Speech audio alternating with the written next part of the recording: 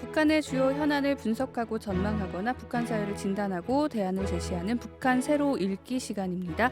국민통일방송 데일리 NK 이광백 대표 나와주셨습니다. 대표님 안녕하세요. 안녕하세요. 네, 오늘은 반미 집회 관련한 내용을 좀 살펴보겠습니다. 네. 우선 김정은 정부가 6.25 전쟁 기념일을 맞이해서요. 반미 군중 집회를 열었다고요. 네, 6.25 전쟁 72주년이죠. 네. 반미 군중 집회를 열었고요. 미국을 강도 높게 음. 비판을 했습니다.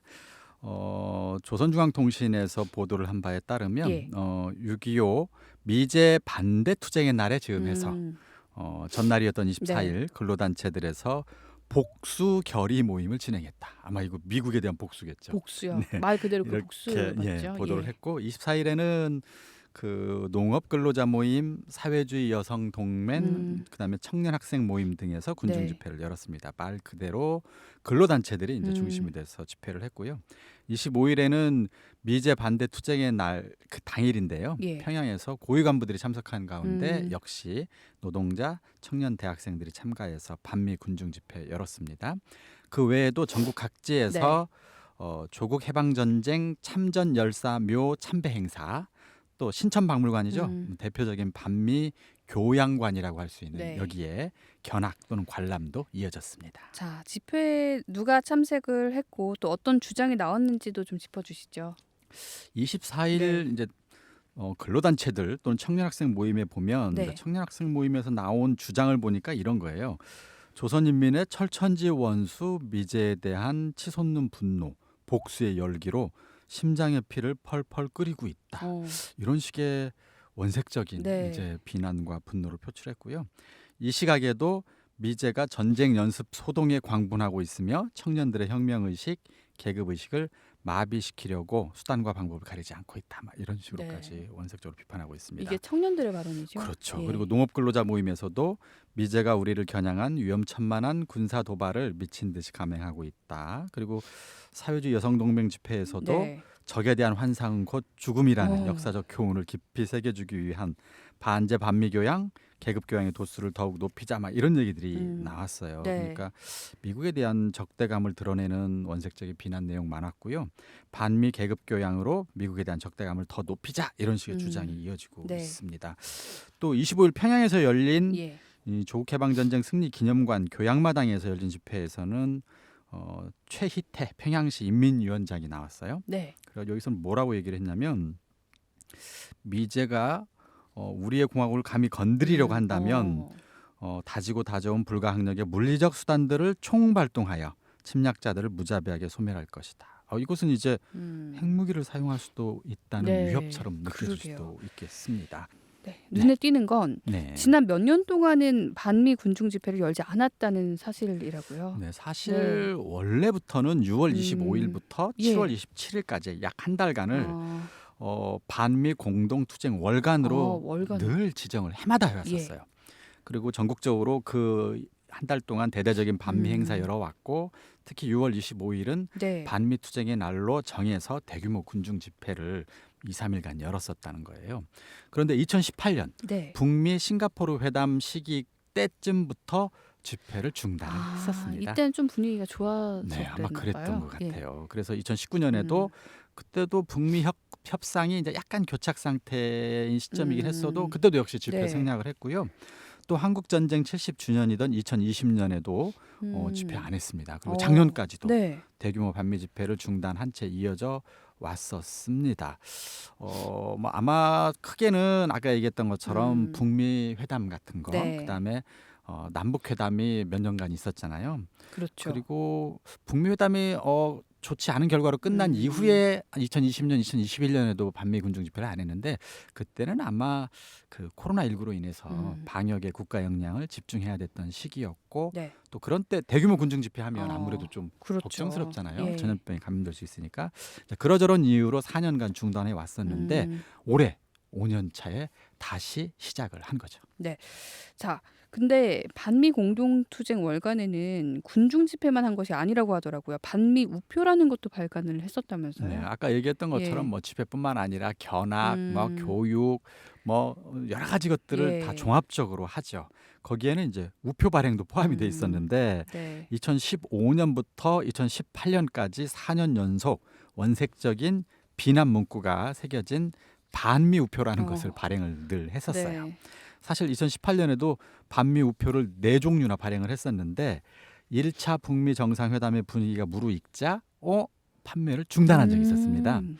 그리고 2019년에는 아예 반미 네. 우표 발행을 아예 안 했고요. 대신 반일 우표를 세 건 이번에는 만들기도 반일 했었어요. 우표로. 네. 그러니까 지난 3, 4년간 음. 어쨌든 반미 집회를 중단한 그런 분위기가 음. 다른 여러 가지 영역에도 영향을 미쳤다고 봅니다. 네, 사실 뭐 6.25가 되면 한국에서는 전쟁에 참여했던 그분들을 기리고 좀 이런 시간을 가지는데 북한은 좀 반미 쪽에 치중을 하고 있는 것 같아요. 북한은 사실 지금 말씀해 주신 대로 지난 수십 년간 미국 제국주의를 몰아내자, 조국 통일을 하자, 이게 혁명의 목표라고 주장을 해왔는데요. 반미 군중 집회를 4년 동안 중단을 했었다고 해주셨는데 그랬다면 인민들에 대한 이 반미 교양이 부실해지는 문제점이 나타나진 않았을까요? 아무래도 수십 년간 네. 해온 게 반미 그러니까요. 교양이었을 예. 텐데 집회 같은 경우도 4년간 음. 중단했다. 아마 그러지 여러 가지 변화가 좀 예. 있었을 것 같긴 한데요. 그 대신 2018년 같은 경우 집회는 열지 않았는데 네. 모든 당원과 근로자들에게 미국과 남한이 무력 침공으로 한국 전쟁이 시작됐다고 주장하는 네. 영화를 집단 관람하게 아, 하는 식으로 영화 관람. 반미 교양은 네. 계속을 했었습니다. 그랬군요. 당시 주민들 증언을 보면 예. 공장 내 당조직이 모든 종업원들에게 퇴근 후 회관에 모여서 위대한 조국 해방 전쟁이라는 기록 영화를 반드시 시청하라고 네. 했다. 심지어 아. 아프거나 집안에 일이 있어 출근하지 네. 못한 당원과 노동자들에게도 통보를 다 해가지고 영화 시청에 음. 전원 참석하라 이런 지시도 내렸었다고 합니다. 그랬었군요. 북미 정상회담 이후에 당원들과 노동자들 사이에서 미국에 대한 적대감이 자연스럽게 누그러지고 오히려 미국에 대한 호감을 갖는 현상이 조성되고 있다. 이런 식의 비난과 교육도 역시 계속해서 병행했다고 합니다. 어쨌든 약간의 부작용은 나타난 것 같긴 하네요. 네. 미국에 대한 호기심이나 호감을 갖는 사람이 있었다는 거 네. 아니에요. 이 북한 당국의 주장을 보면. 그래서 이것을 뭐 최소화하기 위해서 미국이 전쟁을 일으켰다는 기록 영화를 보게 하는 식의 반미 교양은 어쨌든 펼쳐왔던 셈이죠. 참 안타깝습니다. 한국에서는 모일 때 주로 축구 관람하거나 그럴 때 모여서 보는데 네. 참 북한도 어서 그래야 될 텐데. 자, 집회 중단 5년 만인 올해 다시 반미 집회를 시작을 했는데 그렇다면 그 이유는 뭐라고 보십니까? 북한의 대외 전략을 네. 한번 살펴볼 필요가 있다고 봅니다. 북한의 대외 전략 기본은 뭐냐면 네. 국가와 정권의 목표를 음. 위해서 주변 국가를 이용하는 전략을 쓰고 있습니다. 북한은 네. 모든 나라가 다 마찬가지겠죠. 그럼 북한의 핵심 목표는 뭐냐? 국가의 핵심 전략은 뭐냐? 첫째, 핵무기를 보유함으로써 자유적 국방력 강화를 통해 체제와 정권을 유지하는 것. 이게 첫 번째죠. 네, 그래서 핵무기. 핵보유국 되는 겁니다. 자유적 국방력 확보하는 거. 둘째, 국제사회의 대북 경제 제재를 해제해서 경제 강국도 건설하는 거. 이 두 가지를 네. 동시에 지금 지난 몇 년간 계속 추진하고 있습니다. 같이 가기 어려운 건데요. 어려운 거긴 예. 한데요. 근데 이것을 이루기 위해서 주변 국가를 이용하는 건데요. 이게 북한의 대외 정책이라고 봐야 됩니다. 근데 주변 국가의 성격이나 정책에 따라서 네. 이것을 이용하는 방법이 좀 다릅니다. 예를 들어서 북한 당국을 대상으로 네. 대화를 좀 위주로 대북 정책을 쓰는 나라는 대화로 대응을 합니다. 강경하게 맞서는 나라에 대해서는 네. 또 강경으로 대응하는. 그래서 북한에서는 대화에는 대화로, 강경에는 강경으로 대응한다는 원칙을 네. 세워놓고 있는 것이죠. 그런데 목표는 똑같습니다. 예를 들어서 미국과 한국 정부 네. 같은 경우 대화 정책을 추진하던 시기가 되면 예. 대화를 같이 나서면서 어. 대신 핵무기 보유에 필요한 시간을 법니다. 아. 그리고 경제 제재를 해제하는 데 네. 도와달라고 계속해서 요청을 하죠. 그렇군요. 그렇죠. 대화는 네. 하지만 방법은 다른데 목표는 똑같죠. 그러네요. 강경할 때에는 예. 한국과 미국의 강경 정책을 추진하는 정부가 들어서면 이때는 강경하게 대응하는 모습을 보이면서 예. 똑같이 이렇게 적대시 정책을 쓰니 우리는 핵을 보유하겠다 하면서 핵 보유의 명분을 강화하거나 참. 네. 그리고 더 강력하게 도발을 함으로써 대화에 빨리 나와가지고 대북 제재를 해제해라. 그러면 우리도 이거 중단하겠다 네. 등등등의 강경한 모습을 보이죠. 근데 이제 음. 실제로 지금 한국과 미국의 네. 기존 대화 중심의 대북 정책을 구사하던 정부와는 조금 다른 정부가 이번에 그렇죠. 들어섰습니다. 예. 그래서 조선노동당 중앙위원회 8기 5차 음. 전원회의에서 확대회의죠. 강대강 정면 승부 노선을 아. 김정은 위원장이 직접 선언했어요. 네. 그래서 이제 이 강대강 정면 승부 방침을 실행하기 위해서 내부 결속해야 되잖아요. 음. 강경하게 하겠다 군중 집회 네. 하는 거고요. 미국 등을 겨냥해서 자 우리도 이제 강경하게 나갈 테니 알아서 해라 메시지를 던지는 것이죠. 네. 결국에는 말씀해 주신 대로 목표가 똑같습니다. 네. 포장만 약간 다르게 계속 가고 있는 것 같아요. 자, 그리고 저희가 좀 봐야 될 게 북한 당국이 6.25 전쟁을요. 미국이 일으켰다 이렇게 선전을 한다고요. 아까 반미 네. 기록 영화를 지난 몇 년간 상영했었다고 그랬잖아요. 거기서 이제 주민들이 그 영화를 음. 이제 보고 증언한 내용을 보면 재밌는데 네. 공장 기업소 노동자들은 평소보다 2시간씩 일찍 퇴근을 해가지고 음. 문화회관에 모여서 기록 영화 제목이 위대한 조국 해방 전쟁인데 제 1부는 미제 침략자는 조선 전쟁의 도발자 아. 이게 제 1부 제목이에요. 네, 제목에서 알 수가 있네요. 네, 그걸 시청했다는 예. 거예요. 내용은 당연히 제목에서 금방 알 수가 음. 있죠. 6.25 전쟁은 미제가 사전에 세밀하게 준비해서 남조선과 함께 공화국에 대한 무력 침공을 개시, 침략자의 본성을 어. 드러냈다 이런 내용이에요. 네. 그리고 최근에 음. 우리 민족길이라고 하는 대외 선전 매체가 있습니다. 네. 여기에서 세월이 흘러도 전쟁 도발자로서의 죄악을 절대 가릴 수 없다 이런 제목의 기사를 내고 지난 조선 전쟁은 미국의 침략적 야망의 산물이다. 북침 야망에 사로잡힌 미제와 그 주구들의 면밀한 계획과 사전에 꾸며진 각본에 따라 일어난 것이다 이런 비난을 썼거든요. 그러니까 그렇군요. 너무 똑같죠. 네, 그 영화의 내용과 똑같네요. 이번 우리 민족끼리의 기사 네. 내용이 똑같죠. 어. 그러면서 북한 당국은 지난 수십 년간 6.25 전쟁은 미제국주의의 침략 전쟁이다 이렇게 이제 선정을 해왔어요. 네. 근데 이제 사실 실제로는 남조선을 사회주의 공산주의로 만들기 위한 사회주의 혁명 전쟁 그렇죠. 차원에서 김일성 주석이 먼저 제안을 네. 하고 당시 소련 공산당 서기장이었던 스탈린이 승인을 해서 일으킨 전쟁이거든요. 그렇죠. 물론 그건 있습니다. 김일성 주석이 처음에 여러 차례 이제 남한에 대한 군사 공격을 해야 됩니다. 사회주의 공산주의 혁명을 남한 네. 조국 해방 전쟁, 그러니까 조국 해방 전쟁이 아니라 이 사회주의 공산주의 혁명을 통해서 한반도를 전부 다 조선반도를 사회주의로 만들겠습니다 이렇게 했단 네. 말이죠. 근데 당시 스탈린 서기장이 처음에는 계속 거부했습니다. 승인을 안 해줬어요. 네. 이유는 뭐냐면 잘못하면 미국이 개입한다. 아.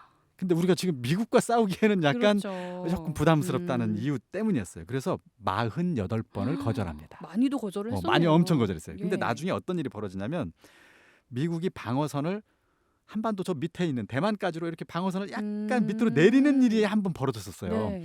그때 김일성이 또 달려갑니다. 봐라. 자, 우리가 만약에 밀고 내려가도 미국이 여기 남한까지 남한 때문에 전쟁에 개입하지는 않을 것 그렇군요. 같다. 예. 저기 미국의 방어선이 저 밑으로 내려갔다. 그러니까 스탈린이 그래 하고 설득을 좀 당했고 그때 48번 지난 49번째 네. 이 남한에 대한 공격을 승인합니다. 결국 승인을 하게 됐고 6월 25일 새벽 4시에 결국 군사 공격을 감행을 한 겁니다. 이때 조선인민군이 사용한 작전 암호는 폭풍 224 이런 작전으로 공격을 하면서 전쟁이 시작된 네. 건데 이와 관련된 구체적인 내용은 소비에트 정부가 무너지고 나서 당시 러시아의 옐친 대통령이 다 공개해 버렸습니다. 이 당시 김일성과 네. 스탈린이 나눴던 대화 내용까지 다 거기에 공개돼 있는데 이 전쟁은 김일성의 제안과 그다음에 스탈린의 승인으로 이루어진 전쟁이라고 봐야 되겠습니다. 네, 한국에서는 이런 걸 두고 가짜 뉴스라고 하잖아요. 이 가짜 뉴스입니다. 네. 이 전쟁은 미국이 일으킨 게 아니죠. 자, 근데 문제는 주민들도 이렇게 선전을 하다 보니까 이걸 그대로 믿고 있다고 봐야겠죠. 지금 네. 소식통의 얘기는 그러니까 북한 주민의 얘기를 들어보면 아직도 6.25 전쟁이 미제와 남조선이 도발한 침략 전쟁이라고 믿는 주민들이 많긴 하다. 아, 그래요. 다만 예. 대학생들과 지성인들 중에는 우리의 남침으로 시작됐기 때문에 사흘 만에 서울을 쉽게 점령할 수 있었던 것이다. 이렇게 알고 있는 사람도 있다. 이걸 보면 이제 여전히 네. 대부분은 미국과 한국이 일으킨 전쟁이라고 알고 있겠지만 네.